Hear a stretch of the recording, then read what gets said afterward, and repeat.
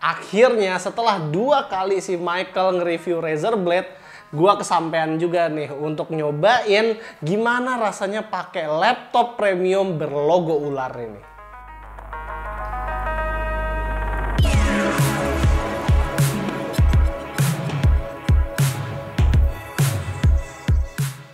Saat pertama kali gue ngeliat dan megang laptopnya, gue bisa yakinin kalau ini adalah memang sebuah MacBook hitam atau MacBook gaming. Mulai dari desain luar sampai feeling megangnya itu emang kerasa ya MacBook banget lah. Laptop ini memang berat tapi tetap tipis, yang menjadikan build quality-nya itu kerasa padat. Hinge-nya juga kerasa banget solidnya, bisa gitu, feelingnya mirip sama pas buka MacBook.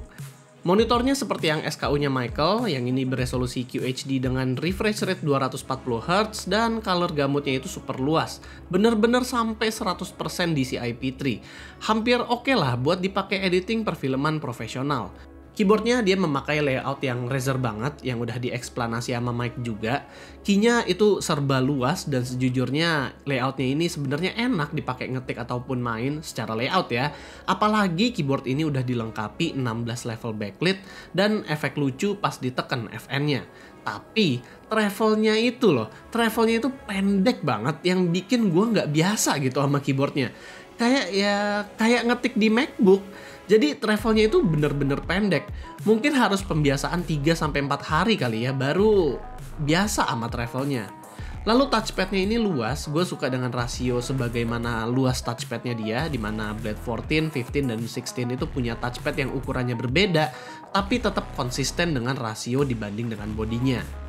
Kalau konektivitas portnya ya kurang lebih sama dengan Razer Blade yang lain. Di sebelah kanan ada UHS 2 full size card reader, USB Type-C Thunderbolt 4, USB 3.2 Gen 2 Type-A, HDMI 2.1, dan Kensington lock. Sementara di sebelah kiri ada charging port proprietary, 2 USB 3.2 Gen 2 Type-A lagi, satu lagi Type-C namun nggak support Thunderbolt, dan audio combo jack. Buat SKU review unit kita kali ini, speknya itu memakai Core i7 13700H dengan RTX 4070 yang TGP-nya itu 115 watt. Ditambah dengan additional 16GB RAM DDR5 yang bisa kita ganti-ganti, dan SSD 1TB NVMe Gen 4 yang speednya itu kenceng. Memang bener sih kata Mike kalau kapasitas RAM dan SSD-nya itu pelit nih laptop di harganya. Dimana gaming laptop lain mungkin udah ngasih 32GB RAM dan 2TB SSD kali ya. Tapi seenggaknya M.2 slotnya ini udah ada 2 dan ditaruhnya itu secara bertumpuk. Performa Core i7-nya ini agak diturunkan dari Core i7 yang lain. Kalau dibanding sama Stealth 16 kemarin, performa Core i7 yang ada di Blade 15 ini berbeda sekitar 20%-an. Dan kalau dilihat-lihat, kurang lebih performanya sama dengan Ryzen 9 yang ada di Blade 14. Namun, di sini ada penurunan performa di run ke-9 dan ke-10 di saat kita run 10 kali Cinebench R15-nya. Performa 3D Mark, lucunya unit review kita malah punya RTX 4070 yang lebih pelan dibandingkan beberapa 4070 yang ada di Razer Blade yang lain. Namun skornya itu sebenarnya masih bisa termasuk di margin of error sih, ya kurang lebih sama lah. Kalau buat gaming tentunya bukan menjadi masalah di laptop ini. Kita udah nyobain game e-sports macam Dota 2, dia bisa dapat sampai 200 FPS saat Full HD dan 190-an saat 2K. Kalau diturunkan, kualitinya juga masih bisa dapat lebih. Game AAA macam Far Cry 6, Hogwarts Legacy, ataupun Cyberpunk 2077 kita bisa dapetin frame rate itu sekitar 60-100an FPS, itu pun di resolusi 2K. Selain dari gaming, kayaknya nggak afdol kalau kita nggak mencoba produktivitasnya. Adobe Premiere Pro kita dapetin render time yang cukup singkat untuk sebuah video 4K 10 menit H265, dan juga untuk render time di Blender dia cukup singkat. Kalau soal suhunya, laptop ini udah menggunakan sistem cooling vapor chamber di dalam laptop ini bersamaan dengan 2 kipas besar, tapi walaupun udah begitu, ternyata suhu CPU-nya masih bisa mentok di 106 derajat Celcius walaupun bervariasinya itu antara 90 sampai 99 derajat. Kalau GPU-nya dia mentok di 77 derajat aja, dan surface-nya walaupun aman di daerah WASD, namun di daerah sebelah kanannya itu bisa mencapai 46 derajat Celcius. Setelah gue pakai selama beberapa hari, ada aspek-aspek yang membuat gue kurang sreg dengan Razer Blade series. Yang pertama seperti yang gue bilang tadi, yaitu keyboardnya. Walaupun gue udah coba biasain memakai keyboard laptop ini selama kurang lebih 3 harian, gue masih belum biasa dengan travelnya yang pendek, terutama saat gue main game. Bahkan keyboardnya HP Victus saja lebih enak buat gue. Lalu yang kedua, gue nggak menemukan adanya indikator suhu, load, ataupun RPM fan yang biasa kita temuin di software gaming laptop lain. Memang sih kita bisa ganti-ganti profile, tapi kita nggak tahu clock speednya berapa, fan RPM-nya berapa pas boost. Jadi ya dibikin simple aja sama mereka, silent, custom, sama balance.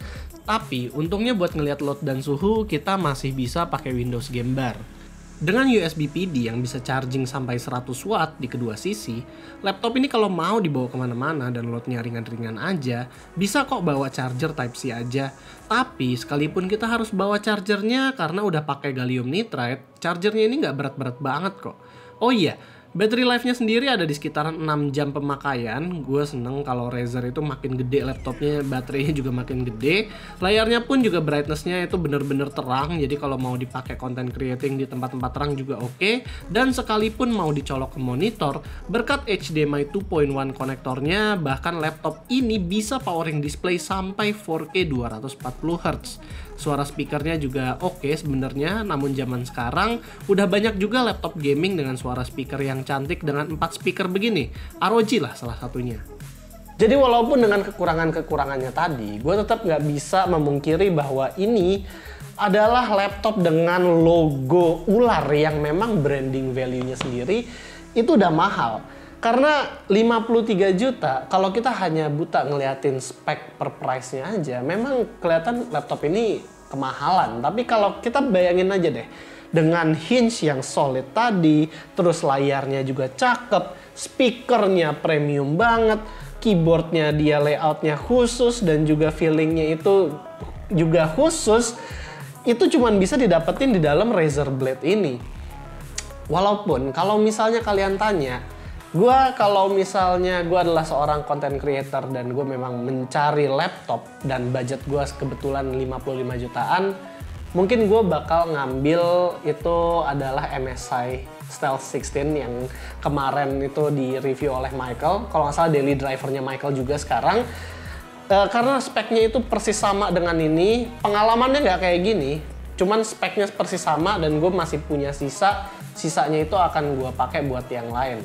Memang kadang-kadang ada orang yang memang mementingkan brand, ada juga yang nggak terlalu penting.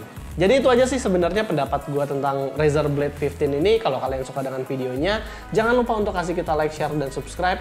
Dan di sini gue Rizky, always stay safe and stay healthy.